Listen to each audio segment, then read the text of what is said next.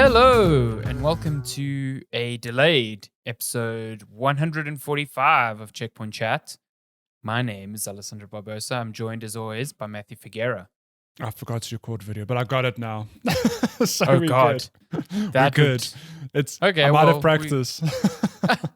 Yeah, because we missed A last week, weekend due to technical difficulties, i.e. my computer shitting the bed at the final hour. What a time. I'm not even gonna...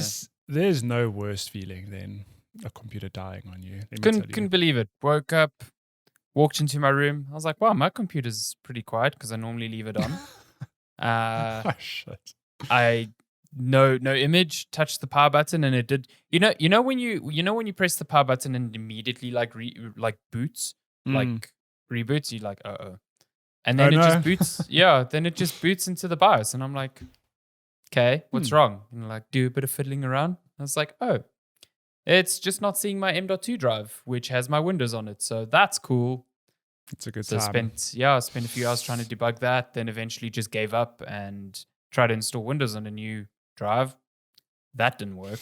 And eventually it was this dumb little M.2 drive that was blocking my BIOS. As soon as I removed it from the system. Oh, video viewers get to see it in reverse because Alessandro's video is inverted. Sits on my desk now. Side. Well, so I upgraded my PC. It'll be 3 years this November. Shit, time flies. But before that, I had the PC I had before this one. That thing was 10 years old before I was like, it's time to move on. You were on like the Gen 1 Intel. I was on Gen 1 R7. Nephilim. Can you believe it?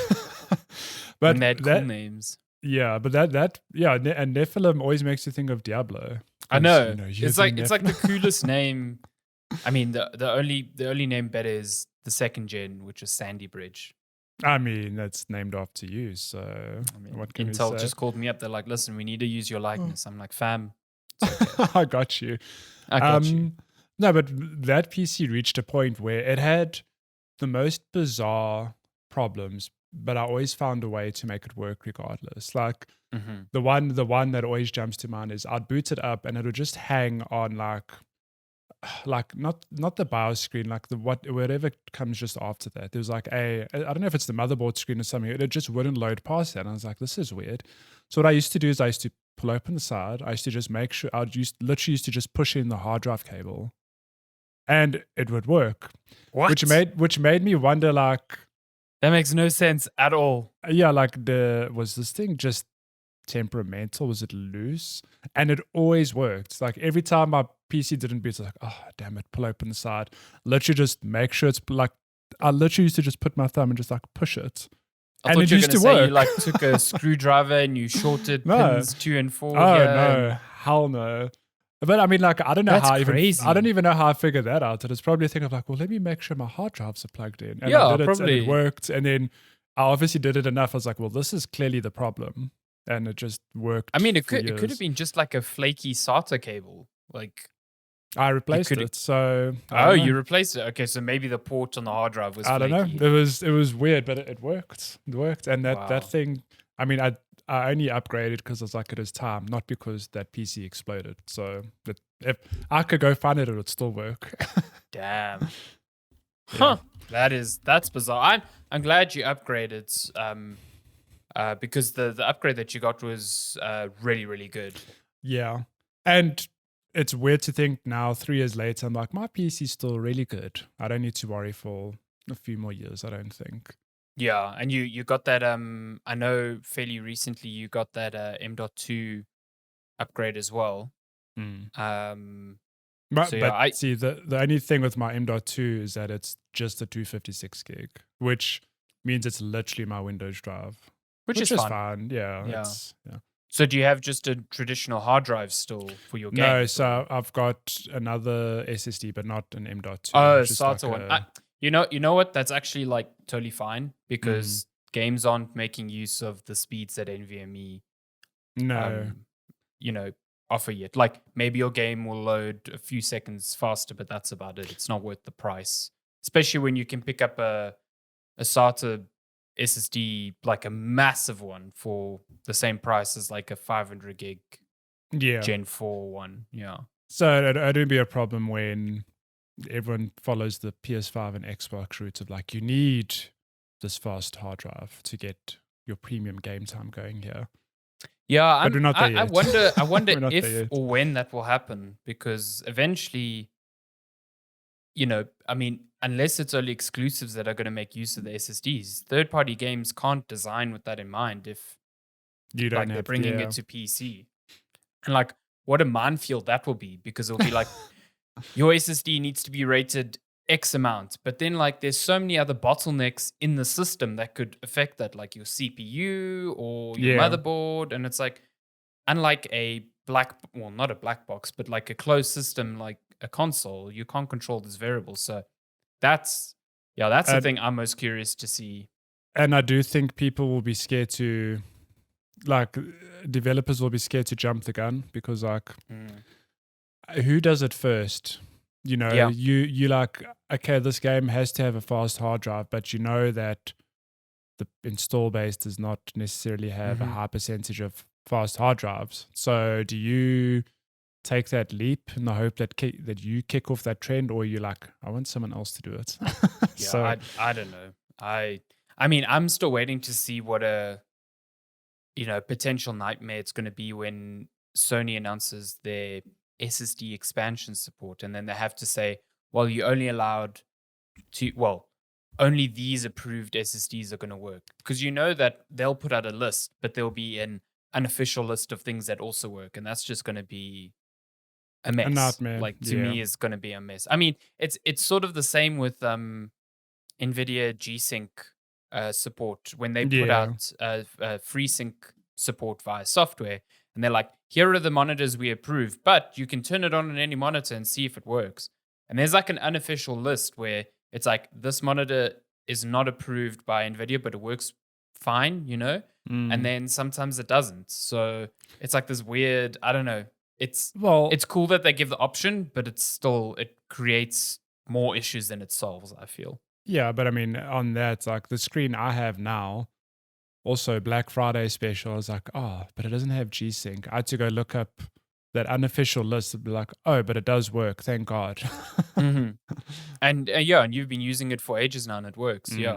Conversely, I had a Samsung that everyone said worked, and then I kept having issues where the screen would go black and the monitor would freeze up, and now I've got one that is on NVIDIA's list and just works, and I'm super happy about that. So not going to change from that. Technology. It's a good time. Yeah. Oh, you want to talk about tech difficulty? Sorry, just last thing I'll say in this. My PS5 DualSense has in fact started drifting a short 6 months after, having gotten the console, which is apparently making me very upset. I mentioned this to someone, and they were like, they reminded me of that report that iFixit did a few months ago, where they basically confirmed that all manufacturers like Nintendo, Xbox, and Sony all use the same pretty shitty component for thumbsticks, and that the rated life on those things is around 6 months. Which makes me very upset, because like, it's horrible. But what really gets me is that the PS5 is not even my primary gaming device. Like, this is again, hashtag privilege. Like, I do have a PC and a Switch, and like, I split my gaming time over all of them. I mean, the PS5 I've definitely put time in. Like, I've played Demon Souls, I've played Miles Morales, I've played Assassin's Creed, I've played Returnal. Like, I've put in 150 hours into the console. And it's like, I'm not the typical player who that's the only console they play. That's all they play every night. They are playing Apex and, all these, games that never end, Destiny, that sort of thing. I'm like, how do people like that deal with this shit? It's not my primary console. How do I have drift? It doesn't make any sense to me. It's really annoying. I know that you can like spray some stuff like in between the thumbstick and the little, I don't know, the little thing at the bottom to try and get out some dirt that sometimes causes the drift. But eventually the contact is just going to wear down, and you will just need to... It's under warranty, so I'm gonna take it back and just get a new one, hopefully. Get that good pod serve to give you a new DualSense. Maybe they'll give me one of the new ones. That won't happen, but I'd love that. I highly doubt that. I'd love that, but we'll get to that in news later. We'll get to that. What we are getting to now is games, because it's actual gaming. We talk about video games. So since we missed last week, there's actually quite a bit to get to, because we've both been playing quite a few different things. I think the one that I'm most excited to talk about, and you are, is Resident Evil Village. Which we both finished now. I'm actually kind of glad we didn't get to speak about it last week, because I hadn't finished it and you were hardly... We'd played a few hours each, I think, last week. So, but now I finished it last night. You finished it on stream on Thursday, twitch.tv/Herinies. Game is good. I really like it. So we'll obviously do a deeper dive into it, but I will point out we're going to do a spoiler-free discussion. Don't worry, we're not gonna tell you that Albert Wesker does or does not appear in the game. I'm not gonna spoil the entire ending. But what I will say is that this game is a wild ride. Holy shit! Yeah, it is. In every sense of that expression, it is a wild ride, and I really, really enjoyed it. It's amazing that Capcom with Resident Evil 7 just kicked off this. I don't know. It feels like they're a new company, just hit after hit. Resident Evil 7 was a really good reboot for the franchise, which with the initial marketing, it was where does this game fit into the franchise? Because it's this redneck horror game, it felt but then by the end you're it actually does tie into the bigger story. And then they follow with remakes of 2 and 3, which were both 2 Game of the Year nominee, 3 not as good, but still I had a good time with it. I still dug it. Yeah, it was a good time. And then Resident Evil 8, when the initial marketing came out, I'm always a bit cautious, because you always think they have to miss at some points. There's always going to be that one game at some point. It's just didn't feel as good as the game before, whatever. But Village, I think, really holds up, and it really stands out as a unique entry into the franchise for a number of reasons, which we'll get to.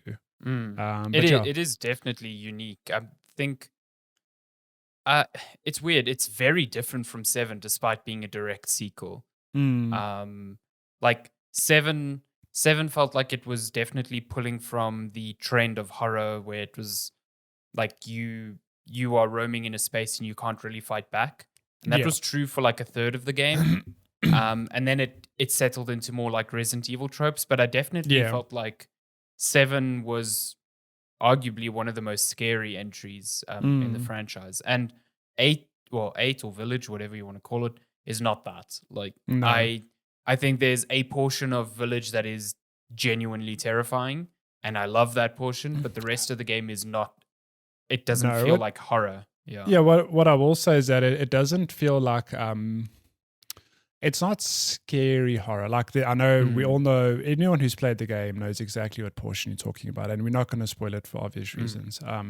But that is a high point of the game where it is holy really, shit, this is my favorite part actual of the game, terror.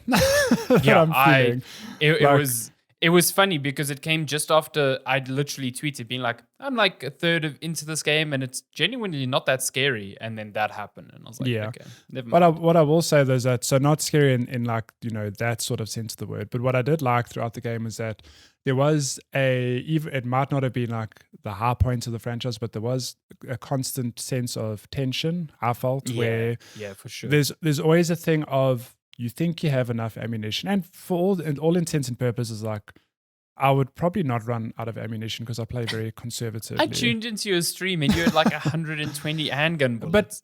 But you know how quickly you burn through that though. In any encounter, they'll give you a lot of ammo. Then it's oh cool, I'm good. Then you end up in 2 or 3 fights. It's oh shit, I've only got 20 handgun bullets now. And it's a thing of well, I should craft more, or maybe I should just switch over to my shotgun or sniper rifle. That constant balance of oh my God, am I using my weapons correctly? Am I splitting out their use fairly, that I don't run out of any sort of ammunition?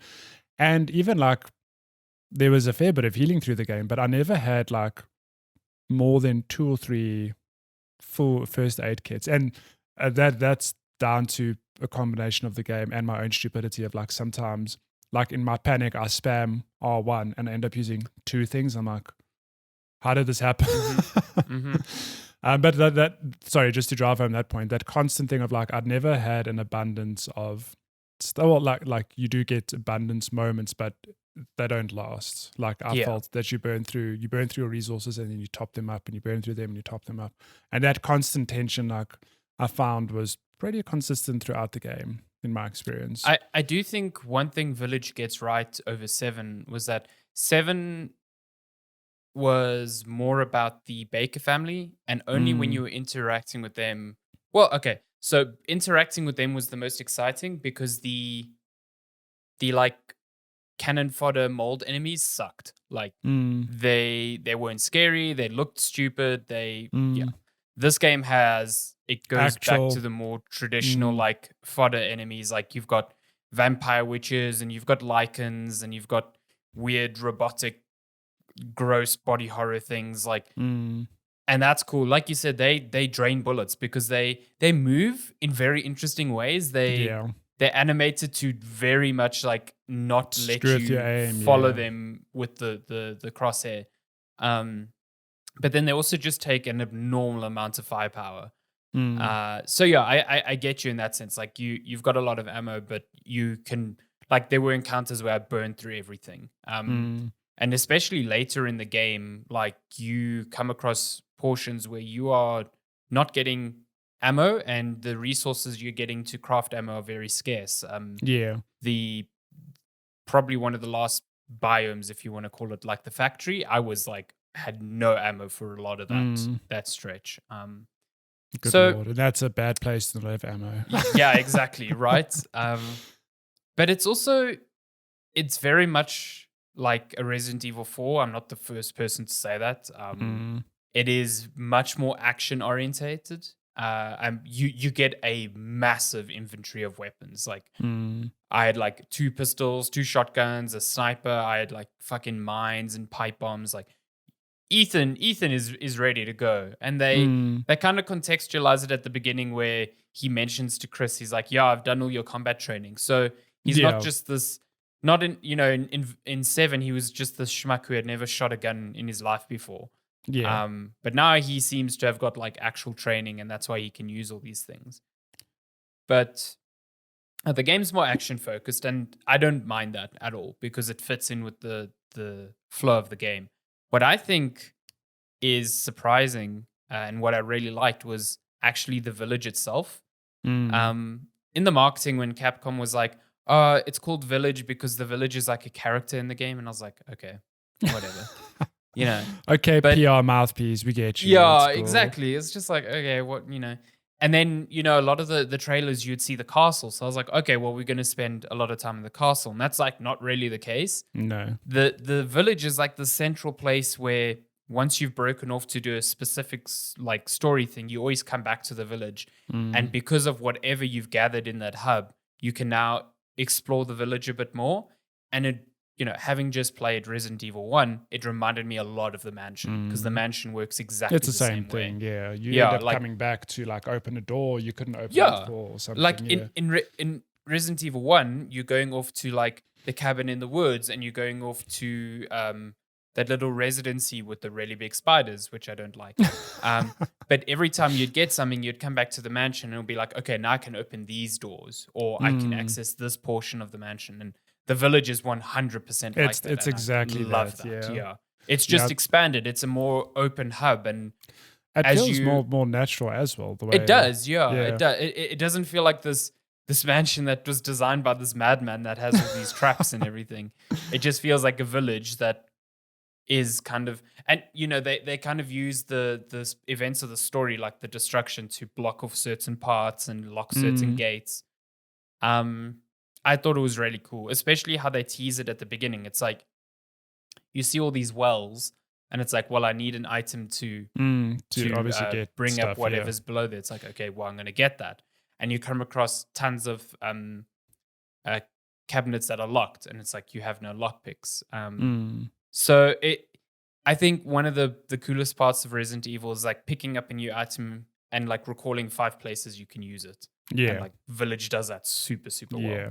It's in terms of the actual level design, I think like definitely kudos to the whole team for, because like that to me is like you've just mentioned, the first Resident Evil game is almost like a masterclass in what it feels like to you have a hub that you just keep bringing people back to, and you obviously give agency and context to why they need to come back, whereas Village it's exactly that, but like on a bigger scale. It's like you walk, and even the village itself, when you come back to it, like you spend a large amount of time like going back into it to do stuff, and there's always like enemies or there's new twists or surprises, and I really enjoyed it. And it paces the game super well, I think, because I mean you can definitely just hop between the core areas of the game fairly quickly, but like all of those are big like climatic points, and I found it nice to like roam around the village, take stock of things, fight a few enemies here and there,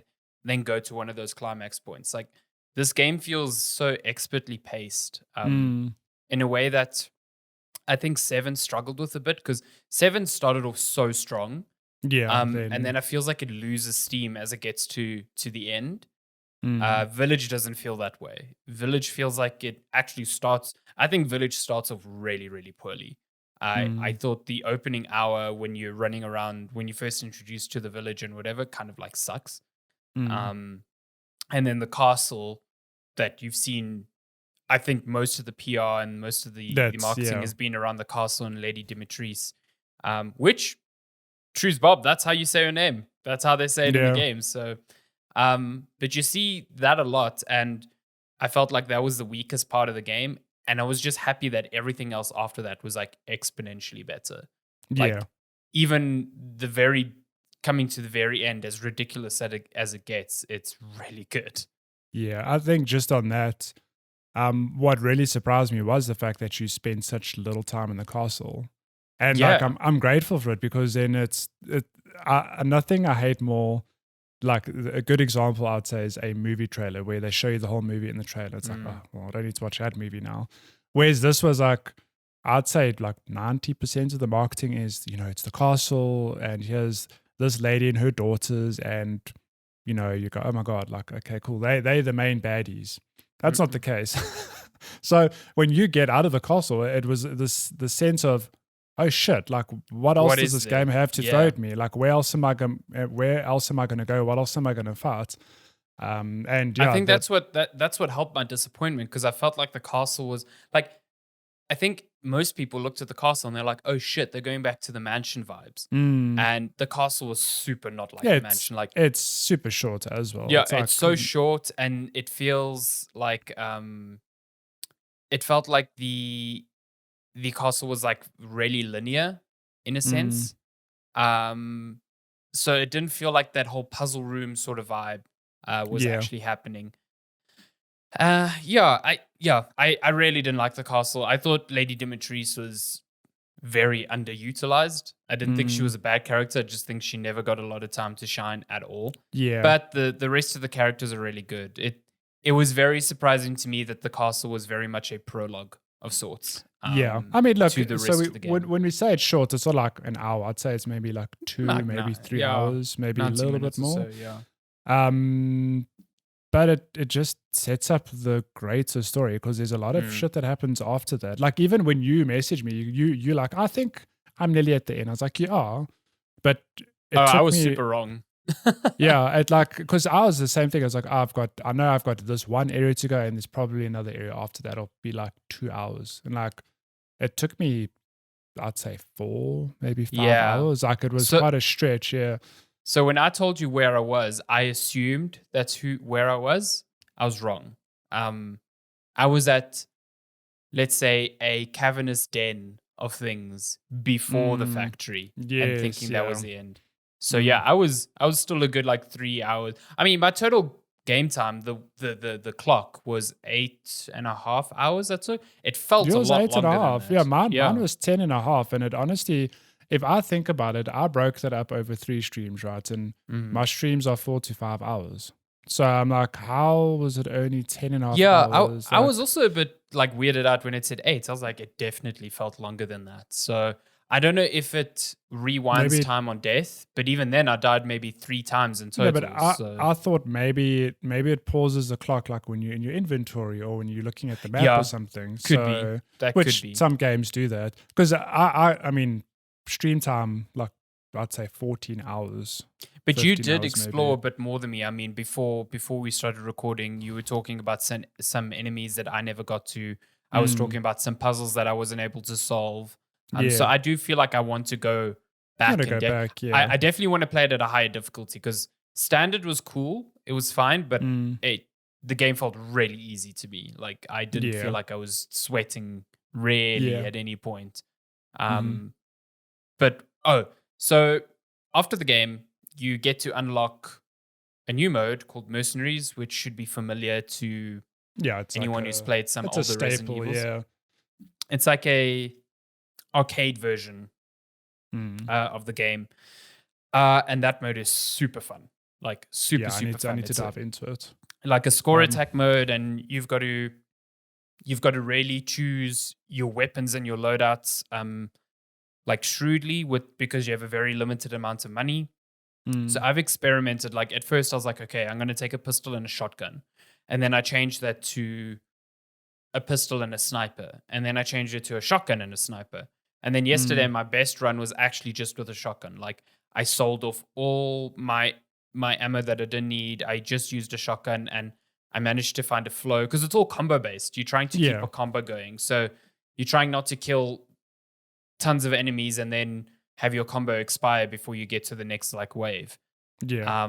Again, I spent probably about 2 hours just running the same stage over and over again, just getting better and better. Yeah. And it's so much fun. Yeah. And if that mode was co-op, holy shit. I'd be in there. It's interesting because I think so. I keep telling you that you should probably bounce off and play Revelations 2 if you want more Resident Evil. I think that Mercenaries mode, if I'm not mistaken, does have co-op, which is real play cool. that. And even Revelations itself is that I remember, yeah, because you play as Claire and I can't remember her name, but it's Barry's daughter. Who's Barry? What the hell? Barry, you don't know? Oh, Barry from Resident Evil 1. Yeah, his but daughter. Barry dies in Resident Evil 3. No, he doesn't. Yes, Barry. he does. Who's the dude that helps you in the store right at the beginning of Resident Evil 3 and then he dies? No, you're Barry. Thinking of that's not Barry. Barry's the dude who saves you in Resident Evil 3. He picks you up in a helicopter. Trust me, Barry's. So for some reason, I thought Barry was the dude in the gun shop who you get a gun from him and then he dies. Oh no. So Barry, you actually play as Barry in Revelations 2 and his daughter. What the hell is her name? Moira. That's it. Moira Burton. And it's a good time. But yeah, that Mercenaries mode has a co-op, if I'm not mistaken. But what's cool? Yeah, we should.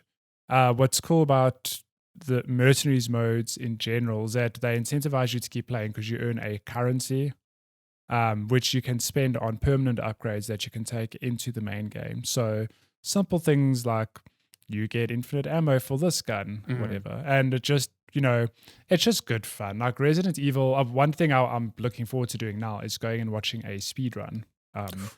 Seeing how people play the games, because Resident Evils to me are like one of the most entertaining speedrun games to watch, because people just, you think this game's hard or challenging, like how would you ever get past this boss quickly, and people figure that shit out, and they do. I've seen people, I mean, not even speedrunners, just other games media and journalists who are obviously hunting some of the trophies. Obviously when you're going for a speedrun, you're playing it on casual because that's just the easiest way, and people who aren't speedrunners pumping out 2-hour completion times, and it's wild. Like because it changes things when you know exactly where to go and you're not worried about like ammo, and you know what's the mainline stuff as well. Like, okay, I can just avoid this, I can avoid that, blah blah blah. Game is good, but Village, overall I'd say really good, would recommend. Really good. Very different, a very different vibe. Like I still think, coming down to personal preference, I enjoy the dread of 7 more. But it is a different thing in its own right. It is a Resident Evil 4 for this trilogy. You know what I mean? One thing I did not like about 7, like I obviously enjoyed the atmosphere of the Baker family, but the mold itself as enemies, it's like sucks. Yeah, Resident Evil's like, for all intents and purposes, like a zombie franchise, and I know that you don't fight zombies, but like the mold to me were just like no, they were dumb. They were just these it's like blobs of blobs, goo. yeah. Whereas Village, you're not fighting zombies, but it's definitely got that Resident Evil 4 vibe. Except what I quite like is that they're not just hitting you with weapons, like they will grab you and bite you like a zombie would. Yes, But the Lycans are especially terrifying when they grab you. Yeah. Yeah. But on that, just the one thing we didn't really touch on is the shopkeeper, which is why the game feels a lot like, well, it's not the only reason, but one of the closest tie-ins to Resident Evil 4 is that you constantly encounter the shopkeeper who offers you, ammo, well, limited ammo and permanent upgrades for your weapons. And what I was afraid of going into this game is that Resident Evil 4 really is like, it's got, it starts off also being like a bit tense and horror, but, 1/3 into the game, it's like a full-on action, you just dispatching whole mobs of enemies. So I was worried that this game would be like that. And, some parts there are where you're just in a room trying to just survive and defeat, a dozen enemies, if not more, whatever. But I felt that they did the shop quite well in the sense that it doesn't feel like I could just walk away from the shop with a caseload. And I hear you, like you do get a lot of weapons, but I never felt like Leon, where I had a case full of like 10 grenades and flash grenades and incendiary grenades and like a mine launcher and this and this and this. Like it felt that the shopkeeper wasn't OP, if that makes sense. Like you get very subtle upgrades. You can't just stock up on ammo, that sort of thing. I don't know if you felt the same. No, definitely. I felt like I couldn't just go there and like burn tons of money on ammunition. And I felt like at first everything was cheap, but then by the end of the game, like especially some of the gun upgrades, they were very, very expensive, and I didn't manage to get all of them. No, at one point I was like, holy shit, I have 500,000. What is the currency called? I've gone blank now. It's like, damn, I have 500,000. Like, I'm rich. I can buy anything. And then it's like, I know there's new weapons you can buy and you can upgrade them. And I very quickly was like, oh shit, I'm broke again. Yep. Like it's a good balance. I made the mistake where I thought I was at the end of the game, so I just burned tons of money, and then I realized I had a whole like area to go, and I was like, well, fuck. And then I got like new attachments for some of those weapons. I was like, those would have been super useful if I could afford them. Yeah. So, game is good. I really like it, and like we said, there's tons of replayability. So even though my playthrough took 8 hours and yours took 10, like I definitely plan on doing another playthrough, and Mercenaries has already hooked me. So there's a lot going on in this game. So so it's another good home run by Capcom. I think. And where they go next? I mean, I think next year, Remake 4. But I'm talking beyond that. Like what Resident Evil 9 or whatever looks like, I have no idea. Like the way the game 9 is going to be interesting considering where the story goes. And it goes places. Although, to be fair, I felt the same after 7. I was like, wow, where do they go from here? Yeah, but this one's like I don't know. This is it feels almost like a big reset in a way. Yeah. Interesting. We'll see. Very interesting. That's Vlaji. So some other stuff been playing in and around. I've been playing on and off some Pokemon Snap. Well, new Pokemon Snap is what it's called. So if you're unfamiliar with Pokemon Snap, as I was, it's I think originally a GameCube game. It's old. Or was it N64? One of them. But essentially it's like you could call it an on-rails shooter.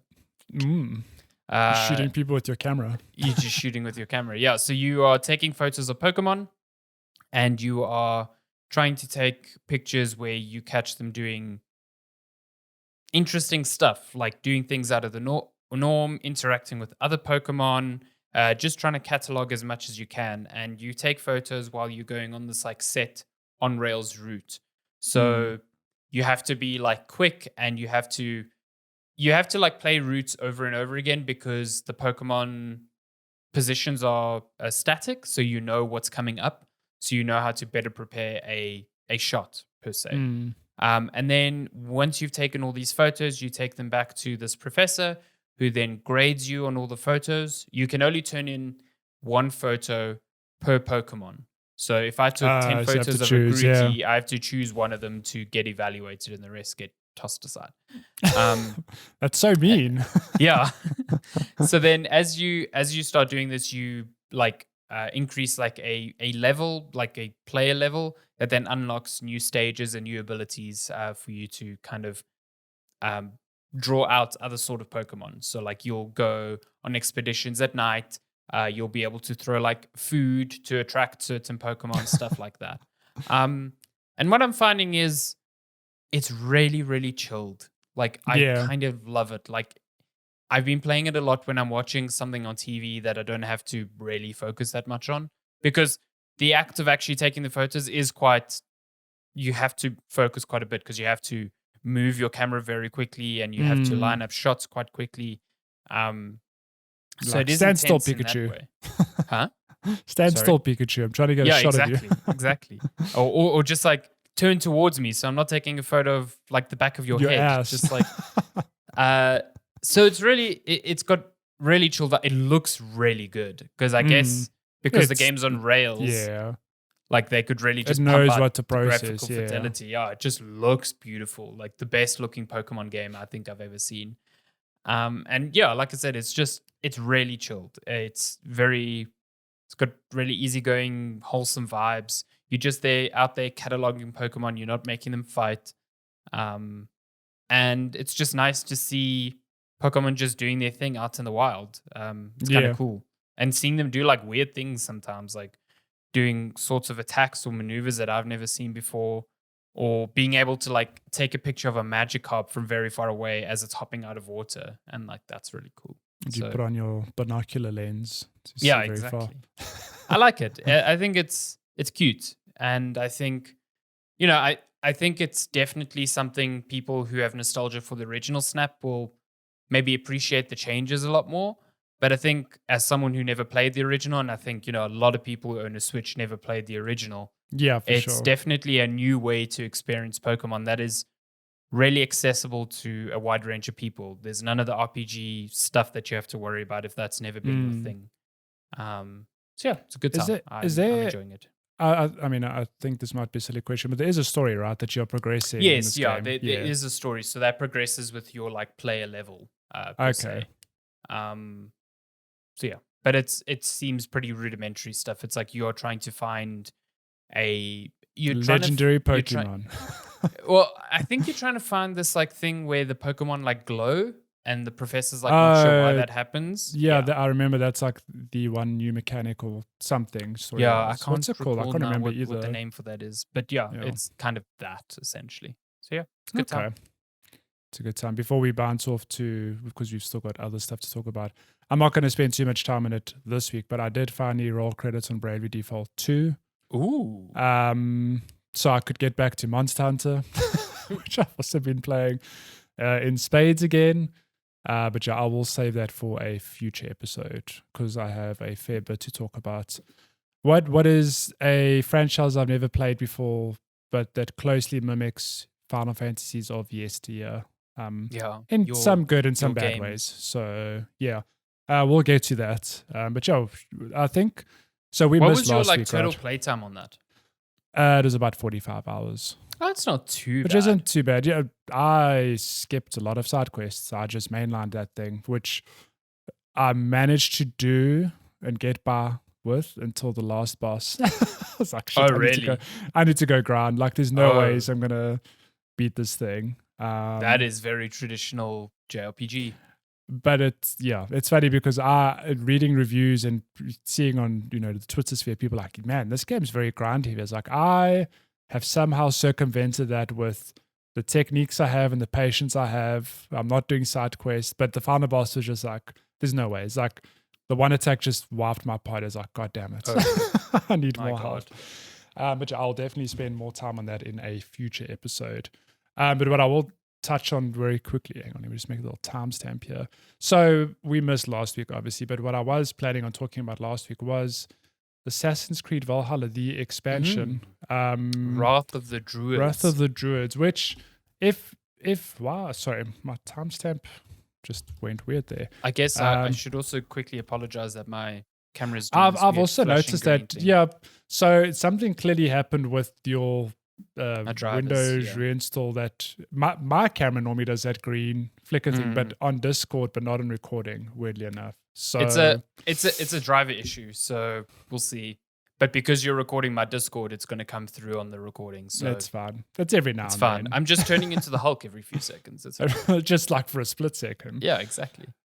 So what we did is we put out a full video review, which you can find on our YouTube, which is obviously Checkpoint Chat. It's like a 25-minute discussion on, my full feelings on the expansion, which I completed in about 10 hours. But to recap quickly, I will say that I rolled credits on Valhalla last year, and I enjoyed it. But I will confess that by the end of it, I was feeling very fatigued. It's like almost like a grudge finish of like after 60 hours, like, oh, thank God, like that's finally done. Like I've had my full of this game.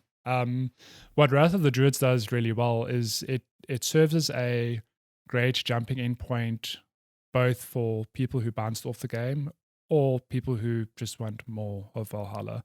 So like I was telling Alessandro, I know is somebody who played a few hours and is like I'm just not being grabbed by this game. This expansion would work very well for him because it's a very condensed experience that isn't daunting. You're not going in, and this might put some people off. You're not going to go in and expect a 30-hour content drop. It's like a little side story that takes place in Ireland, where Eivor's basically assisting one of his cousins, in gaining favor of the one true Irish king, and all the shenanigans and tomfoolery that comes with that in just taking on quests and doing the tomfoolery of blackmail. What I really liked about it is that it gave me an appetite for Valhalla, much to my surprise. Like I was going to play the game a few hours so I could share some thoughts, but I ended up enjoying it enough that I like inhaled it over the whole weekend. Yeah, and it's just a good time. Like it's just more Assassin's Creed gameplay in a nice condensed format. Condensed package. Yeah, I think that's what struck me the most when we did our discussion was you said you finished it within like 10 hours and there's still stuff to do, Yeah, but like you could get 15 to 20 hours, I'd say. If as a self-contained story, that is, to me, perfect. Like, I'll take that. And what's really cool is that you don't have to go in with high-level gear. The power level requirement is 55, which, I mean, you'll get that fairly quickly. Like, that's a few hours of Valhalla gameplay. You could just jump straight into this expansion. And it's completely separate to the main story. Like, you asked me, how does it tie in? And you don't have to have rolled credits. There's no Easter eggs or nods to the main game that you might miss. It's really just a self-contained story set. It's interesting having read, because we recorded before the reviews came out. I actually haven't read other people's thoughts on it, so I don't know if I'm completely off the mark. So there's good, I think the general consensus is that it's good. I think one of the best bits of writing I read on it was from Kian Marr, who writes for The Gamer, and he's Irish by descent. Okay. So he wrote a very long review on it, going into things that someone not from Ireland would never pick up on. And, kind of like exploring how the game actually celebrates really cool Irish traditions and stories. Oh, that's cool. So that was really cool. And I suggest you read that. But in general, I think the expansion was reviewed really well. But I did see some criticisms that people expected it, I guess, or wanted it to tie into the overall story of Valhalla, maybe expecting the DLC to expand on that story. But like you said, it's a completely side story. Completely which to me, I'm like, that's awesome because then I can hop in without needing to finish Valhalla to know what's going on. But I can understand if you invested 80 hours into Valhalla. Yeah, now it's a disservice to you, I suppose. Yeah. I get that. I get that. In a way, the Horizon Zero Dawn DLC felt like that. Like it was this completely side story that you could do on your own, and it kind of revealed a new bad guy, but then it resolved itself in that story. So it felt like, yeah, this is more Horizon, but it isn't really expanding on the lore in any way, which it depends on what you're coming to the game for, I guess. Yeah. Well, one thing it didn't fix, and this is one of my biggest gripes with this particular game, which we've spoken about at length, but the fact, look, Assassin's Creed Valhalla is a really great Viking simulator game, but like I've said many times now, I found it very weird that the marketing leading up to it was like, yeah, it's you playing as, Vikings displaced in, away from their homeland, trying to find their place in England. I'm like, that's not the case. They're just there to like pillage and take over, it feels like. Yeah. And yeah. that feels very much true of the expansion, in that Eivor there to help his cousin win the favor of this king. But like the one example I gave you is that I literally pillaged a monastery. I was like, went and I got all their supplies, I looted them. And then I went back and I did the main quest. And the king's like, man, some Norse people stole this really important book from a monastery. And I was like, I really had a moment of like, is Eivor going to be like, it was me, whatever. But it wasn't that. It was literally Eivor going like, I will find this person and get your book back. And I was like, the story just works against itself in that regard, which is like, it's such a minor thing, I know, but it's just weird. Like, yeah, it feels like it wasn't thought of in a way. No, it's like if you want to live the perfect Viking fantasy, like Valhalla's for you, but there's just some contextual and story beats. So I'm like, it doesn't feel right.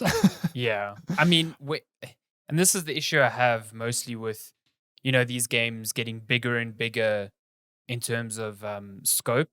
It's just like trying to tie that all together cohesively becomes really tricky. Yeah. Especially when you're trying to weave this thread of like conspiracy through a 90-hour adventure. It's like really difficult. Yeah. And, I guess if you are a huge fan of an 80-hour adventure like these, you'll be happy to know that Ubisoft seems to be going full steam ahead with it. They say they're going to go even more into like the RPG direction with this franchise, which bums me out a little bit because I really wish they would tone it back slightly. Yeah. But, the games are selling. So they clearly have a audience that loves them. So yeah, that's what it is. But it's cool that at least this DLC exists. And if I want a 10-hour Assassin's Creed adventure, I can get it. You know what I mean? Yeah. So I think that's cool. Credit to Ubisoft in that. I think as a third-person adventure game like Valhalla, look, I never played Odyssey or Origin, so I can't be like, wow, it's better or worse than those two. But as a third-person adventure game, like it's really good. Remember, I started the game on PS4, and I literally bounced to PS5 when it launched, and it was like, holy shit, this is a beautiful game. It really plays and it runs well, and even just like hats off to them as well.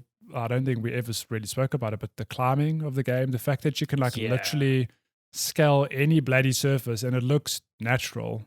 Like it's very seldom where Eivor does a jump and I'm like, oh, like that doesn't work. But it just that whole world is it's Breath of the Wild years later, where it's like you can climb anything you can see, which is cool.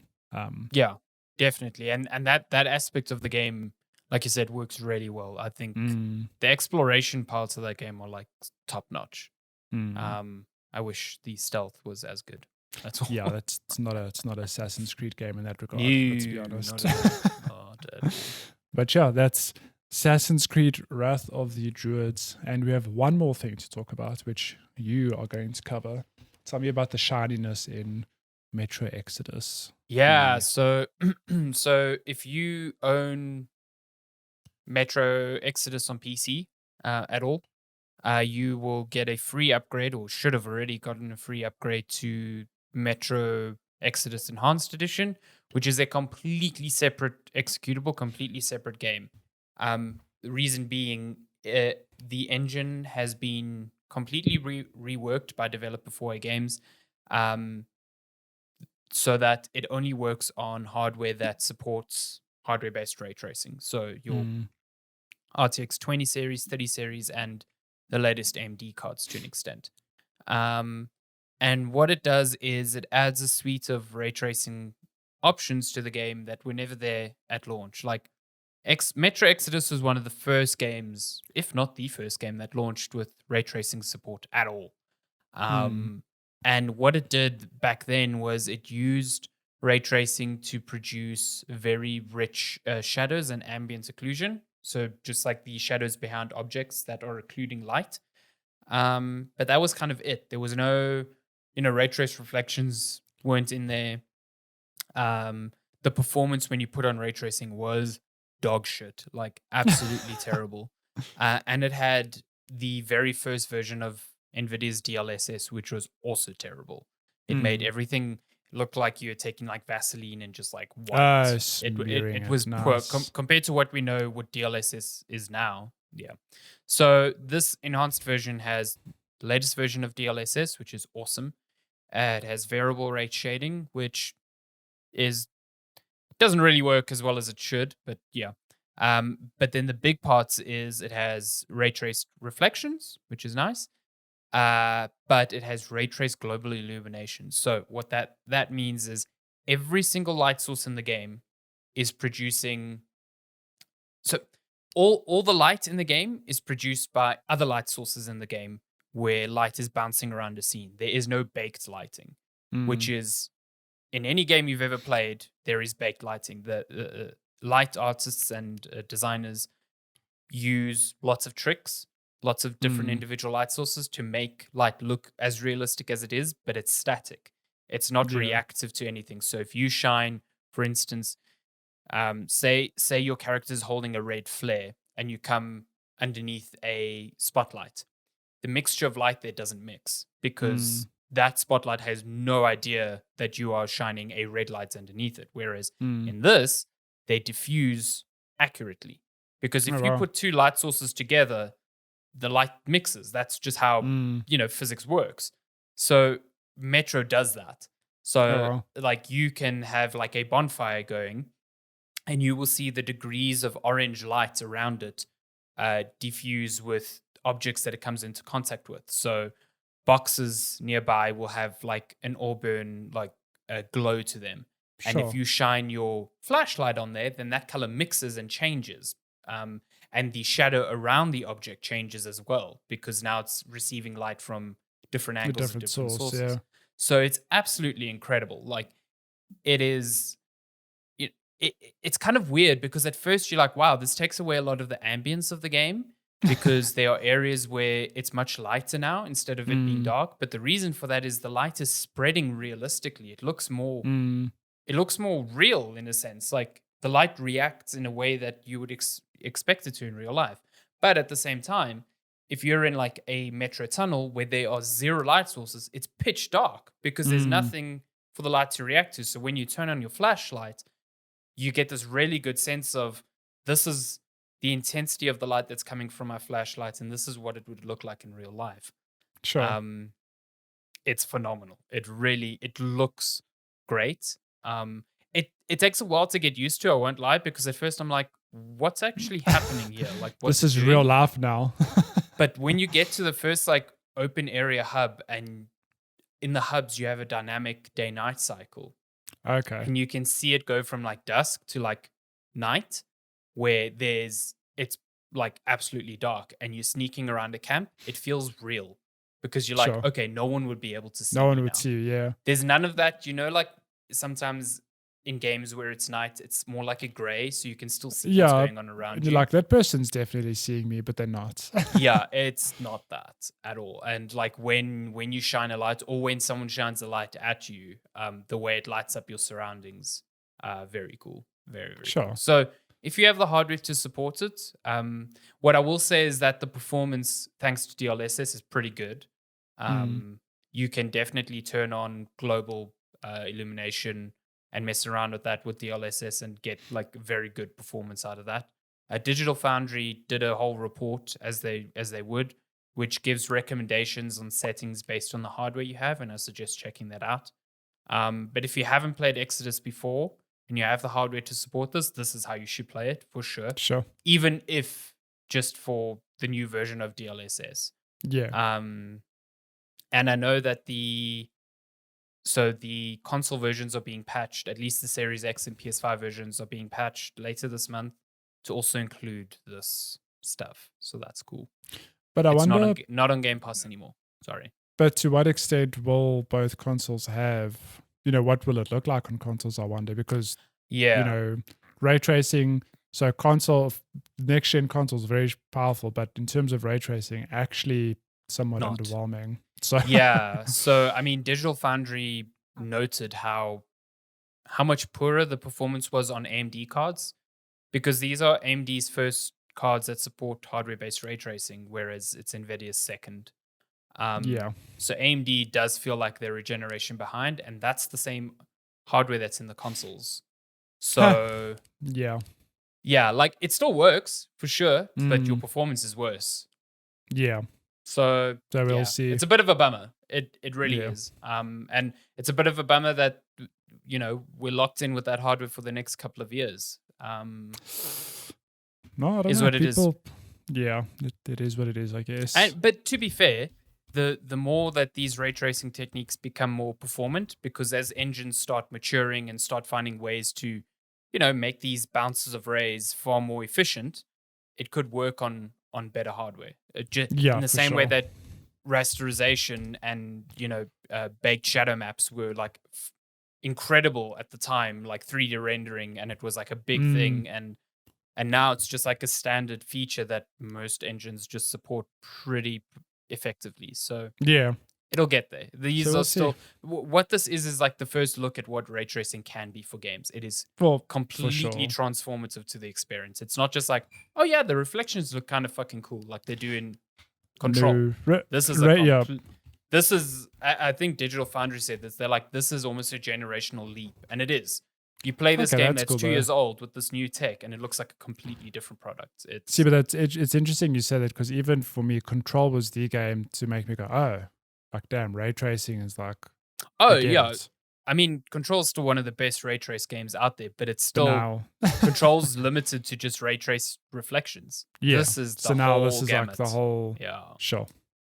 Well, there you have it. This is the future. Wait till Naughty Dog starts ray tracing things. Cannot wait. Because they fake lighting was fucking phenomenal. Was so good. So now imagine, even if it's not like, PC spec ray tracing, and the tricks they can pull with the PS5, I'm very excited. I mean, the shit they did with Last of Us 2, if they can find a way to combine those tricks, because I mean, those tricks look as good as they do because people have become really good at faking real lighting. So combine that expertise with a system that produces more realistic products. And The Last of Us 2 ran like flawlessly on my PS4, my base PS4, which is just on your base PS4, even, which is just insane. Like it blows. Even God of War, I'm actually kind of shocked that it hasn't received a patch for PS5 to like unlock the frame rate. The Last of Us, yeah, sort of like God of War and others, yeah. I'm sure. I have to believe that they've got a big content drop planned. Maybe I don't know if the game will get DLC action. Now that I think about it, I don't think so. You say that, but we never know. I mean, Naughty Dog's working on the supposed multiplayer portion of that, and Jackson something else. 4. So, yeah. Curious to see what they're working on. Very curious. Yeah. Okay, shall we get to some game releases? Game releases. Goddamn. We're in busy season, I think. I don't know what's coming up. Yeah, sort of. I mean, we are like a month away from E3 now, which is wild to think. We are less than a month away from Final Fantasy Integrate, Ratchet and Clank. Ooh, yeah. And Mario Golf. There's some good stuff coming up. So we're looking at game releases from the 15th of May up until the 21st. So let me just see here. 21st. 15 May. Okay, quite a bit. A lot of re-releases of stuff, but some new stuff here. So firstly, May 18th, we've got Days Gone coming to PC. So yeah, if you've never played that on PS4, then it's on PC. Hopefully it's a better port than Horizon Zero Dawn, which is still not great. Bizarre. Yeah. Got Essays on Empathy coming to PC May 18th. I've seen a lot about this game, but I'm actually not sure what it is. I don't know if it's like small Essays games. on Empathy. Yeah. It's a writing game. Right. Essays on Empathy. Can look that up. On Empathy, was it on PC? Essays on Empathy is a curated compilation of Deconstruct team's best efforts in seeking new narrative experiences in games. Explore 10 unique offbeat tales, including Detrez al Curato, a brand new short experience exclusive to the compilation about a couple of 2-bit comedians trying to make it big. Oh, that's cute. Okay, so it's like little vignettes, little story vignettes. Okay, cool. Is it? So that's... Why is this not playing? Oh, yeah, 10 short games. Oh, that's literally what you just read. A curated compilation of Deconstruct. So I suppose, is it just like a walking simulator? I guess it depends on the game that you're playing, because it's like 10. It's interesting. So yeah, that's out on May 18th on PC. Then we got SnowRunner coming to Switch and Steam, also May 18th. The latest expansion in Elite Dangerous Odyssey, coming to PC May 19th. Then on May 20th, we've got a game called Of Bird and Cage. I need to look that up. God damn. Of Bird and Cage. Imagine it's Of Bird and Nicolas Cage. God interesting. Damn. Of Bird and Cage is a unique metal album presented through a 2-hour-long story-driven game. Play music in a brand new way, featuring famous artists like Ron Bumblefoot Thal, Rob van der Loo, Ruud Julie, and many others. Do not recognize any of those. Sorry to say. Interesting. Of Bird, Imagine music brought to life. Man, I love this. There's a demo out on Steam if you want to give it a go. So, yeah. I'm just going to... Okay. I don't know what the gameplay is, but cool. What else? Just Die Already, PC, PS4, PS5, Xbox One, Xbox Series X, and Switch. So this is made by the Goat Simulator people. I think it's like an old person simulator type thing. Get it? Just Die Already because you're Of old. course it is. What else did they make? Yeah. So that I've seen kicking about for a while. So that's out on May 20th. Also on May 20th on PC, iOS, and Android, The Longest Road on Earth. Sounds like the Joburg M1, if you ask me. Wow. Mad Max. Mad Max, the Joburg M1. May 20th, The Wild at Heart coming to PC and Xbox One. We've also got Mayhem in Single Valley. I thought it was Mayhem in Single Village. I was like, is this Resident Evil 8? Oh, no. Also May 20th. Ooh, May 20th, Grindstone coming to PC. What a game. Damn. God damn. That game, I started to play that. That was the reason I signed up to Apple Arcade. And I'm glad now that it's on Switch and now it's coming to PC because that game is fucking great. On Switch. So good. May 21st, Metopia coming to Switch. Good lord. I didn't know that was coming out this month. That's still such a wild thing to me because it's basically the mini games that were part of Street Pass, wasn't it? I think so. Yeah. Except now it's a fully fledged game. I mean, I like Street Pass as much as the next guy, but I don't know if I'd play a full game just based on it. I don't know. We'll see. I'm quite curious to see how it reviews because it seems wild to me that it's like its own standalone game now. Yeah. Sure. Yeah. Strange. Oh, strange. Your favorite game's coming up. Before that though, Kowloon High School Chronicle, also on Switch. May 21st. Oh my goodness. Then, if you like a lesson in masochism, you can play Rust Console Edition coming to PS4 and Xbox One, May 21st. Listen, I don't know how much this game has changed over the past 3 years since I played it on PC. Maybe it's better now. I don't know. It's got a massive community. It does. That's true. A lot of people like it. So I guess if you've been sitting on the outskirts and really wanting to play it, it's cool that it's coming to console. But I have no desire to play that again. And then Knockout City. Also, this May is that 21st, multiplayer dodgeball game, I think. Dodgeball. Dodge, duck, dive. Dodge, dive. Dive again. Yes. Patches O'Houlihan giving the good lessons here in dodgeball. I am very curious to see how this game reviews, because when I watch the trailer, I'm like, it seems like an interesting premise, but I don't know how a multiplayer game like this competes against a Warzone or an Apex or a Dota or League of Legends. Like, I don't know. So you know what I feel like is that Ubisoft has made, not Ubisoft, sorry, EA has greenlit a lot of these multiplayer projects. The last one I remember was Rocket. What was it? Rocket Arena. Yeah, Rocket Arena. Was it Rocket Arena? Yeah. And I feel like this is going to go the same way as that. Like, yay, it's fun for a week, and then it's like, okay, no one's ever playing that again. You know? Yeah, it's interesting. Sadly, even though, like you said, I think it's a cool premise. I think a dodgeball game online could be fun. Yeah, I don't know. But that's it for this week. Dodge, dive.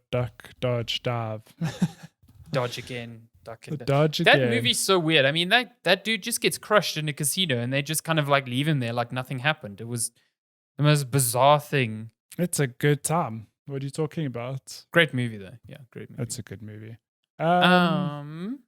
Should we get to news? Gaming news. I think we were talking before the show. Doesn't it feel like there's too much exciting stuff? Yeah, I think we're definitely in a bit of that lull. This is pre-E3 shenanigans. Yeah.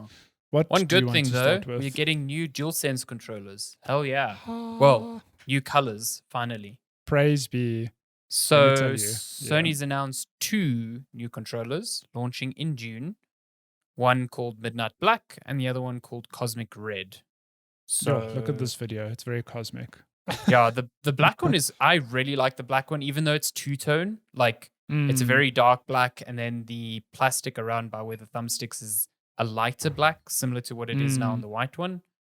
I mean, people have been asking for a black one since day one, and they want a black console as well. So, is that the trailer? Wow, 30 seconds long. Well, let me tell you, I don't mind the white controller. So when I saw it, I was like, I like the white PS5. I like the white controller. It's different. Like, it's, it just stands out.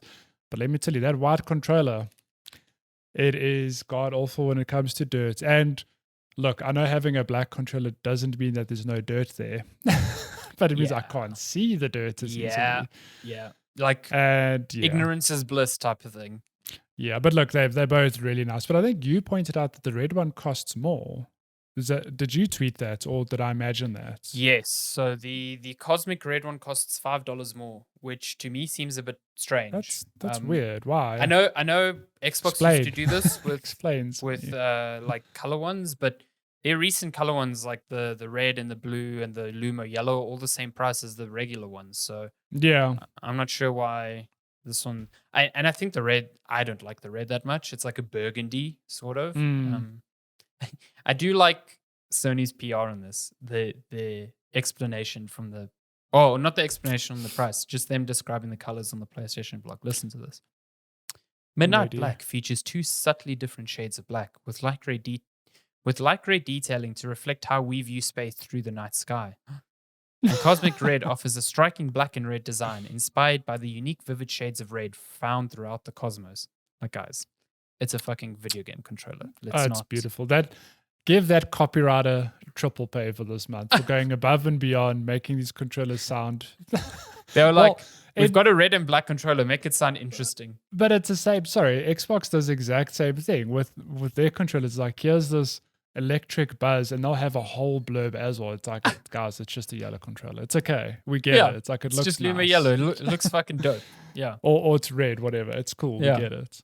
But yeah, I think it's cool that we finally have options to choose from. Like, yes, because I'd love to have a second controller, but I was not about to buy a white one. Sorry. So I'm glad that. Look, I don't know if I'll buy this came at the black right time because I was also looking at a new one. So yeah, I'm curious to see what other controllers come about, because like the black one's the par for the course. Like, we knew it had to come at some stage.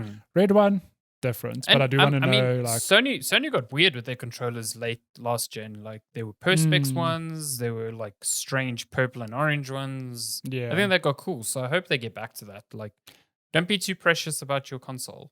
It's a fun toy. Like, if Nintendo taught the industry anything, it's that funky control colors work. And I feel like Microsoft is definitely leaning into that as well on that, I wonder when Design Lab will come back, because remember that Yeah. that's shut down.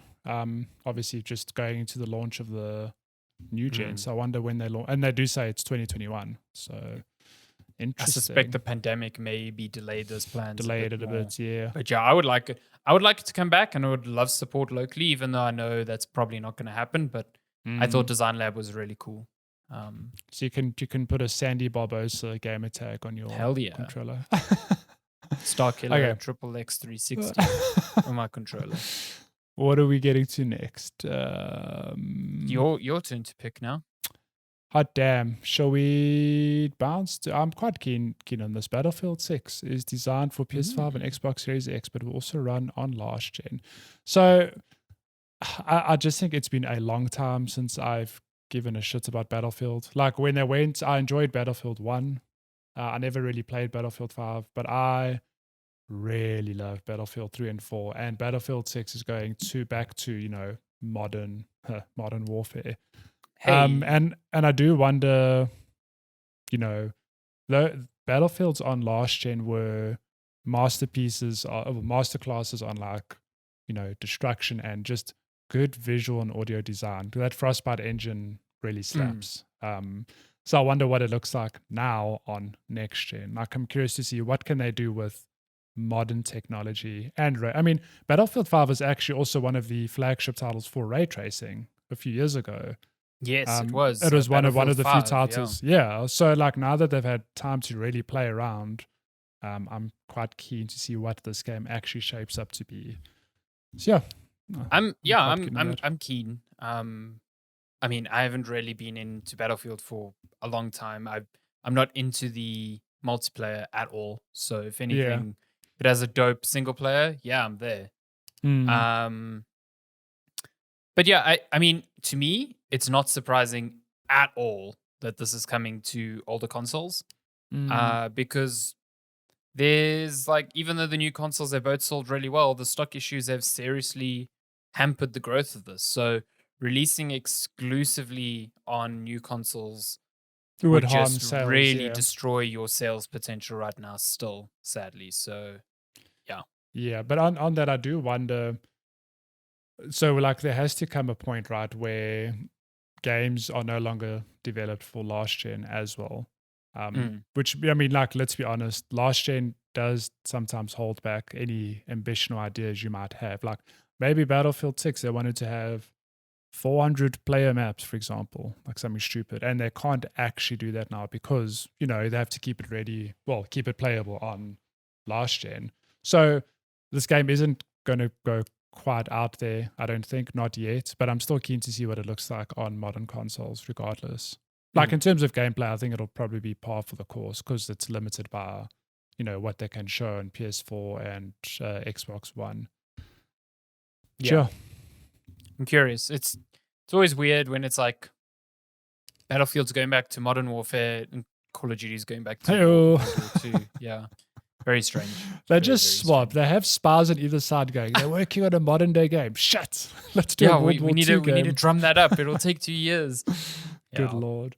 Okay, what's next? So there was an article published by Wired where Guerrilla co-founder and now I think he's like Sony SAIE president Herman Hulst spoke about the sort of progress the PlayStation 5 has done over the past 6 months and what people can expect in the months to come. And he said basically that Sony is working on 25 games exclusives for PS5, half of which are brand new IP. That's exciting. That's very exciting to me. Some of them we already know about. Obviously, we've got Ratchet and Clank, we've got Horizon Forbidden West, Gran Turismo 7, God of War 2, Ragnarok, I don't know what it's called. And then we've got others like Kenna Bridge of Spirits, which is also coming to PC though, so I don't know if that falls under their purview, but I know that they're publishing that. So, but yeah, that leaves a lot of games, like a good 18, 17 games that we do not know about. And I would, probably about 10 of those are brand new IP then at that point. So, well, yeah, that's super exciting to me. I'm always tickled when new IP is mentioned because I love that. What's cool though is that Sony were a bit under the gun a few months ago where I could be getting the words wrong here, but it's basically like they are buckling down, they're remaking The Last of Us 1 and they're focusing on existing franchises, which they are still doing, but it's cool to know that they're not just, not trying new IPs, which I think is what a lot of people were worried about. Like, are they just going to stick to the existing franchises or are they going to spend some time still, exploring about which they are. So cool. Oh, that's exciting. Yeah, I definitely feel like they had to get this out there to be like, hey, yeah, we are still working on new things. Don't worry about it. Sony, it's okay. Give us a Bloodborne 2. I won't be mad. It's fun. It's okay. Exactly. Make new games, but give us Bloodborne 2. Yeah, cool. Bloodborne 2 better be one of them. Just one of them. That's all I'm asking. That's cool. My God, sorry, there's a lot of Sony stuff this week. Next bit of news. Returnal developers aren't sure yet if save features will be added. So maybe you could offer clarity here, because I think you retweeted or shared an article a few days ago, which I just never got around to reading, saying basically, putting a save, I think, was it a Patrick Klepek article where it's like putting a save, just including save points in a game isn't as straightforward as you might think it is. Yeah. So Patrick Klepek, he spoke to a lot of people. Yeah, he spoke to a bunch of developers from other roguelites, like Derek Yu, design on Splunky. I think, if I'm not mistaken, he spoke to the people at Supergiant about Hades. And they all like basically said the same thing. They said it's not something that you just put in. Like you design a game with a save system in mind or not, because there are certain things you have to take into account when you are like restoring a game to a previous state. It's not just an on-off switch. It's like save systems in games are super complex to me.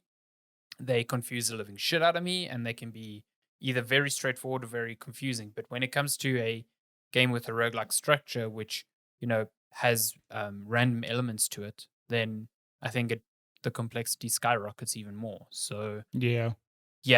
Basically, Housemarque said that this was the quote from marketing director Mikhail Havari, said, "We understand that there are some systems in place that are currently a hindering factor."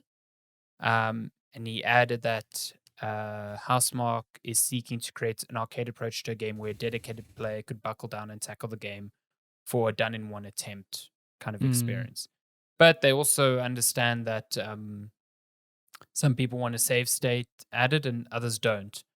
And he reckons that having a save state would like dilute the DNA of Returnal, but that, they can't just depend on the console itself, especially when rest mode is as hit and miss as it is, losing runs to rest mode crashing or the game crashing, which is still happening. That's shit.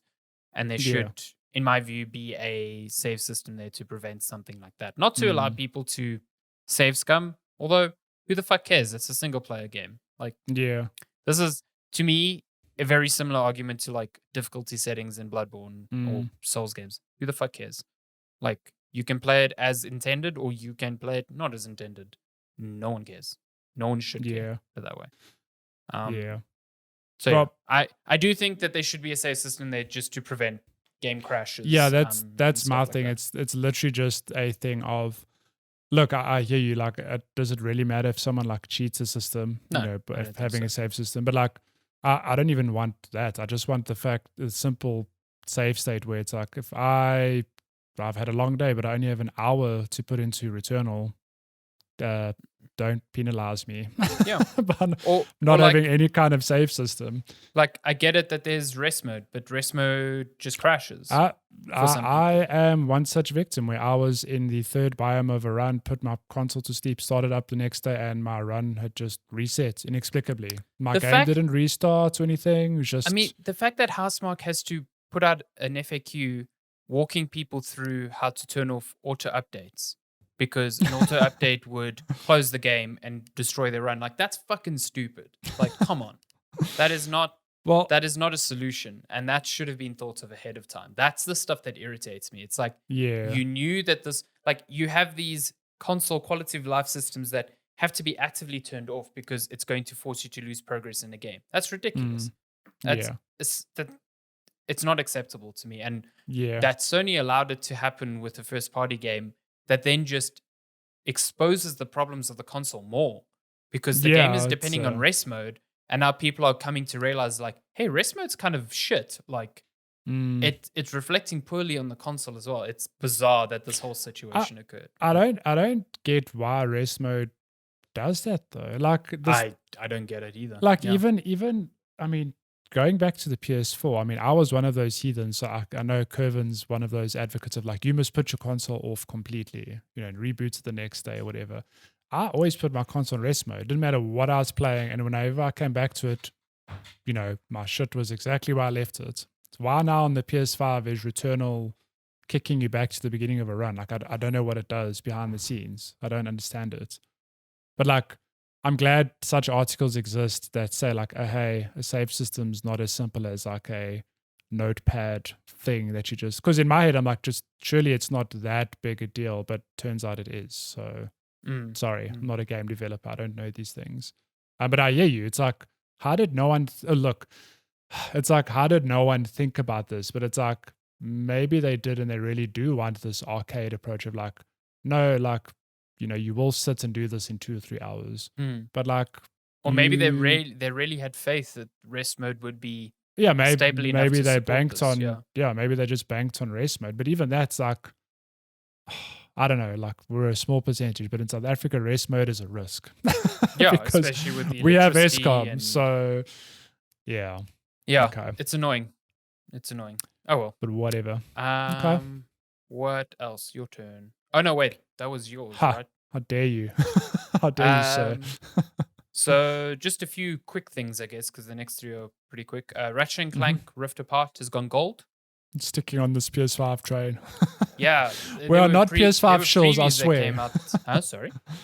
We are not PS5 shills, I swear. It's just that Gaming News this week is like PlayStation focused. Sorry. So previews came out for Ratchet and Clank. Sorry, you froze on my side. Go for it. Oh, sorry. The Ratchet and Clank Rift Apart previews came out this week. It's looking super, super good. The previews are all very positive, very glowing. I cannot wait for this game. So the fact that it's gone gold means it's locked in for, hopefully, locked in for its June 11th release, which is, I think, literally just before E3. So it's going to... God damn. It's going to benefit from the collective hype around just video games in general. Yeah. I really like this little GIF they shared or video of what's her name? Not Ratchet, Rivet. Rivet, yes. Getting a little gold bolt, and it's like achievement unlocked, gone gold. Love it. So yeah, I'm so excited to play that game. Like that is my most anticipated game. I need to dive back into the original remake because I played like an hour. I was like, this is real good, and then I got distracted by Valhalla. So That sounds like you're trying to make Resident Evil sound strange. It is fancy. It's like Lady Dimitrescu. It's Dimitrescu. Dimitrescu, yeah. Oh, come on. Should we get to Skull and Bones? Okay, never mind. Yeah, Skull and Bones. Remember that ship game? That the Vasco da Gama simulator we spoke about like 2 weeks ago. Yeah, the one in our Assassin's Creed video. It's been delayed again, which should come as no surprise because I think it's been delayed for the past like 4 years running now. So Ubisoft had their end of year financial call, and they said that Skull and Bones is not on their calendar for the next financial year, which means it will not arrive before March 2022. They have said in the past that they've completely rebooted this game, but I think it was announced in 2018.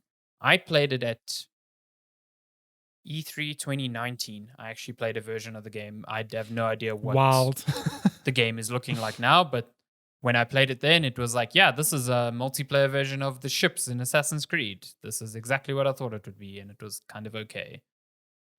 So yeah, I don't know. I mean, it's... Yeah, I don't know. Even when this game is announced, it's like, it's cool. It's look, you know what games also disappeared into the ethers Beyond Good and Evil 2. Just do not hear about that at all anymore. This is true. I do wonder what this game's going to be like now when it comes out and what the market will be like. Because for them to believe in it enough to go, you know what, we're going to go back to the drawing board and like, we're not killing it. We're going to try something different. Like they must have faith that like there's a market for a pirate simulator game, which maybe there is, but I'm like, Sea of Thieves is a thing and that works. Like what spin do they put on it? Like I don't know. So yeah, let's see. When was this video that we're watching? When was this even from? June 15, 2018. So the footage you see now is not indicative. I mean, not that it would be, not but what the game is going to be anymore. This looks fairly similar to what I played. To what you played, okay. Good lord. Sort of, yeah. Listen, when the game was announced, I was already like, who is actually asking for this? And now even more so. So yeah. I don't know. Okay. Last bit of news: Ghost Runner sequel in development. So Ghost Runner was that like sort of cyberpunkish, Mirror's Edge-ish, Hotline Miami-ish game. Which looks really good, but I just have not played it. Same. I want to play it because it looks visually really good, and it's the sort of game I think would definitely appeal to me. It's like parkour focused and platforming focused, and you die in like one hit type of thing. So yeah, super keen on that. Well, it's cool that it's sold enough that they can justify a sequel as well. So that's neat. And the sequel was only announced for PS5, Xbox Series X, and PC. So clearly going all in on that next gen. Which is cool. Cool stuff. That's cool. And that's news, yo. That's news. It's done. Come back next week. Done. Well, on that, before we get into questions, I don't think there will be an episode next week for reasons. I'm going to be. Yeah, it depends on things. So Matthew is abandoning me and going to Cape Town for a bit. Leaving. So he will not be available for recording next week as a result.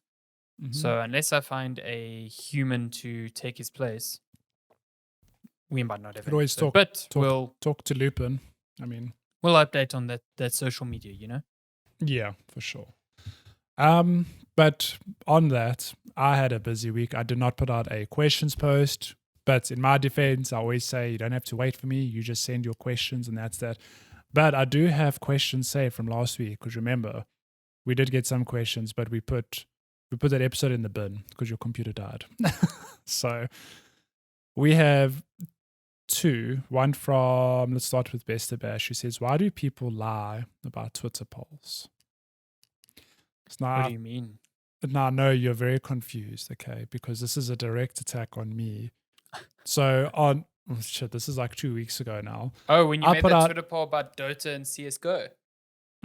Because there's like, my group of friends are very split at the moment. Some people are big into Dota. Some people want to play Counter-Strike. So what you're saying is all of your friends have bad taste in video games? They all have bad taste. I'm like, I'm not choosing. I'm putting it in Twitter's hands. And for some reason, Twitter on that day, so you can't see the results of a poll unless you vote, okay?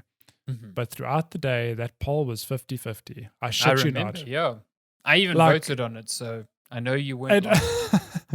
It was like 50-50 for most of the day, and it just kept climbing. It was like, okay, cool. Dota's on 51%. Oh, shit, it's back to 50-50. Okay, CSGO's, long story short, come 8:30. Okay, I start streaming at 9. 8:30, I'm like, oh, okay, well, Dota 2 actually won. Holy shit. Like, it's just like one vote ahead. Cool, we're going to play Dota.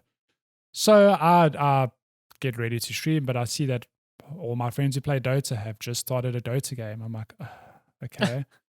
Ask Chiller, how long's your game going to be? He's like, another half an hour. I'm like, well, I stream at 9. It's now 9 o'clock. I'm not going to not play anything for half an hour. Yeah. So I'm like, well, I guess I'll just play Counter-Strike then. And that's how Keegan got upset that I lied about my poll because Dota won, but I was not going to play Dota by myself. Listen, so. you made the correct choice because Dota's still the worst of two evils there. Well, on Dota, have you watched the Dota anime on Netflix, Dragon's Blood? A little bit, yeah. Did it just not hook you? No, not really. I'm just not into Dota. So I really enjoyed. Did you watch just the first episode? I watched the first 2, I think, and I was like, yeah, this is fun, but I just have no connection to the characters, so I was just like struggling to really get into it, even though it doesn't require you to be well versed on Dota I found that lore. surprising because I thought it was I really enjoyed it. I thought Davia and the Dragonite is quite a likable dude. I thought the animation was really good. I think it looks really nice. Yeah. Yeah, and I'm quite keen to see where they take that story because, interesting shit. And then we have another question from Yashar who says, have you ever bought a game? Yashar Moore who says, have you ever bought a game and then stopped playing it after an hour because it was so bad? I've wanted to do that with some review games for sure. Yeah, I've likewise. I think the worst, the review game's the worst because you can't. Yeah, you're an hour in. You're like, I really don't want to play this, but I have to. Can I tell you, there's nothing worse than a review game that's bad that you like have to play because like you might know the game's 10 hours long, but if after you've played an hour, you're like, oh, I've got 9 hours to go. Yeah, it's such a horrible feeling. It really is like, and you can sort of tell very early on if it's going to be one of those, and the deflation when you're just like, oh fuck, this is going to be a tough one. And on top of it, when you have other stuff that you want to play, but now you're forced to play this thing for 9-10 hours, sometimes longer. Rust was 32 hours. Yeah. So yeah, that's a real shitty part of this job. That's what makes it a job. You know what I mean? You're not just playing games that you love.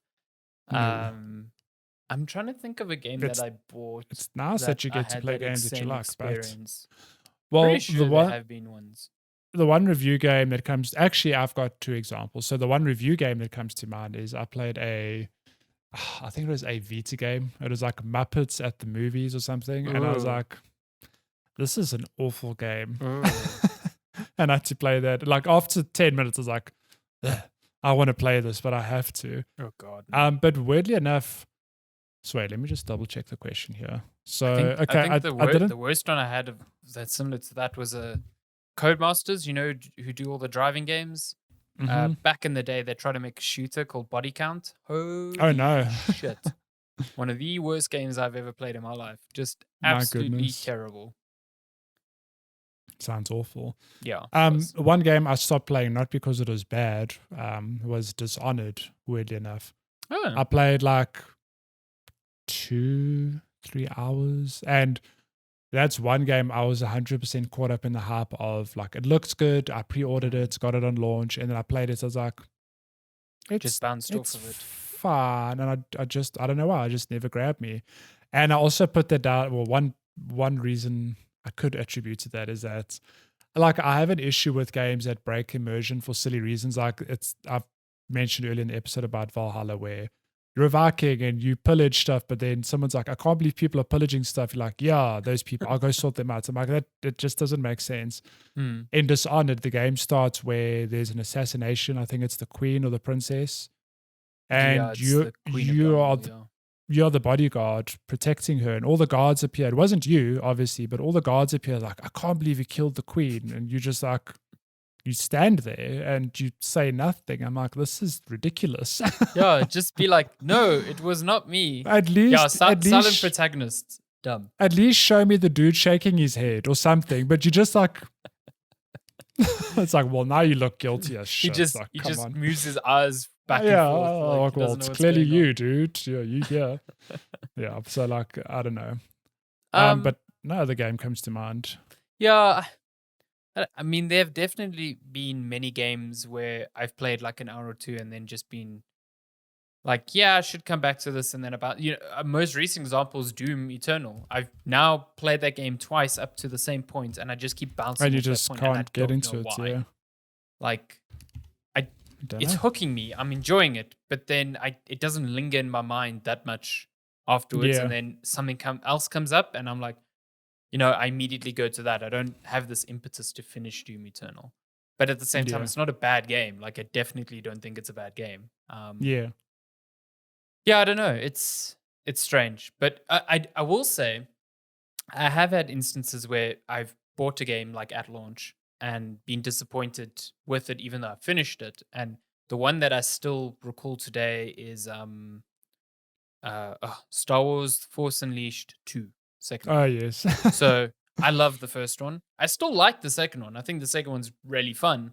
I think it's not as good as the first one. It looks really good. But the thing that really bugged me at the time was I remember getting home from school on a Friday, and I was like, shit, yeah, I got this new game. Started playing it at maybe like, 2 or 3 p.m. And by 9 o'clock that evening, I was done. And I was like, Like, huh, okay, just like, cool. well, that was short lived. Yeah. And Guess that I'll disappointment replay it. still hurts because it's like a 4 or 5 hour campaign and there's fuck all to do after that.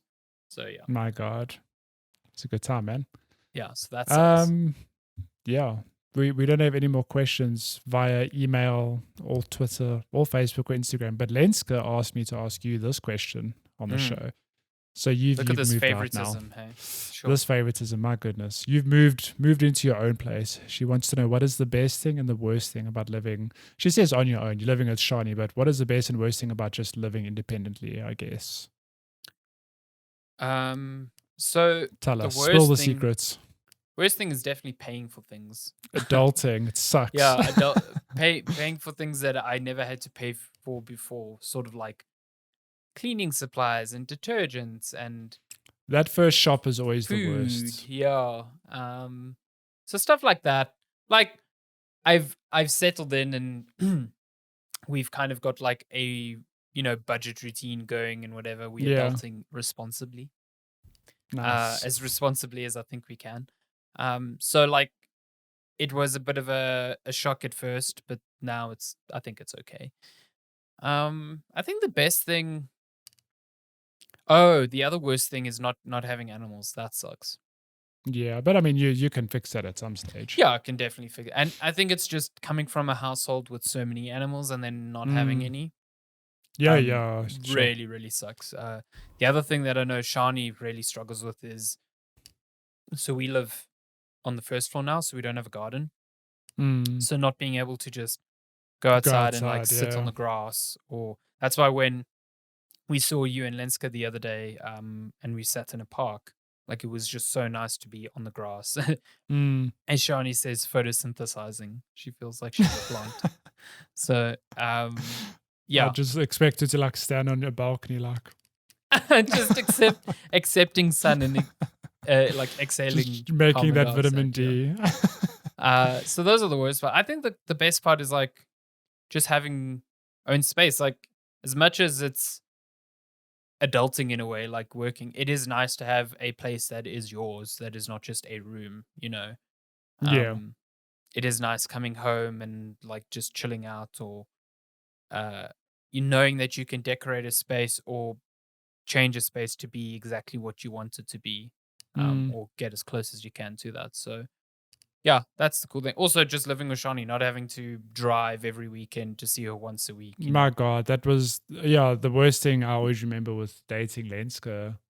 Well, before we moved in together, was the thing of we had a routine of like I would stay at home on not stay at home. I'd come stay at her on a Tuesday, a Thursday, and often a Saturday. So it was like I often felt like I was living out of a bag because I'd go to work on a Monday, come home, whatever. But then on Monday evening, I'd have to pack a bag because I'm staying at her on Tuesday. So I'd like literally leave on Tuesday morning, go to work, stay at her, come home on a Wednesday, unpack my bag, pack it for the next day. And it was like, that happened for a long time. And I really did not enjoy it. It was like literally living out of a bag, it felt like, because I was constantly packing and unpacking the damn thing just to bounce between the two spaces. And she obviously came and stayed at me, so it was like a flip-flop for the two of us. Was a pain. Holy hell. So the fact that you get to climb into bed with your significant other every night without having to pack a bag is a real blessing, let me tell you. Yeah. No, that is definitely one of the high points of that. So Yeah, but that is all the questions. And somehow we kept the episode not 2 hours despite talking so much about a lot of stuff. Yay. Yo. Go us. How's that? Yeah. So yeah, if you want to send us questions, like Matthew said, you can send it to us anytime. checkpointchatpodcast@gmail.com. You want to email us, or you can find us at Checkpoint Chat on basically every social media platform. All of the things. Twitter, Even Instagram, TikTok. all of that. Yeah. So yeah. Have you That's frozen? it. I can't hear you. Oh. I'm here. I couldn't hear you. I was like, oh no, it's going to shit right at the end. That's weird because that happens to me throughout the episode where every now and then your Discord just freezes and I'm like, oh no, is this a time where you don't come back? Where you're like, every now and then I just won't come back. Yeah. Yeah. But yeah, that's been episode 145 of Checkpoint Chat. 145? We will definitely let you know on social media what's happening next week. We'll definitely try not to skip an episode. Yeah. But yeah, we'll see at the very least, if Alessandro does find a stand-in, you will get an audio episode. I'm not making any promises on video. No. If we do record next week, it will be audio only. There will not be I mean, I'll put it up on YouTube, but there won't be video. Put it that way. Yeah. I hope you're taking a powerful laptop to render all this video there. I'm taking my PC. Hot damn. The streams aren't ending. No, I'm even taking my PS5. There's Ratchet and Clank coming. You think I'm going to miss that? It's like, come on. I actually, funny enough, I have to house sit for my parents in a few weeks, and it overlaps with that Ratchet and Clank time. And I'm like, oh no. Interesting. Oh no. Just take the PS5 with. So we'll see. But yeah, thank you for listening again. We appreciate you. We love you. And we'll see you next week on Checkpoint Chat. Goodbye. Goodbye.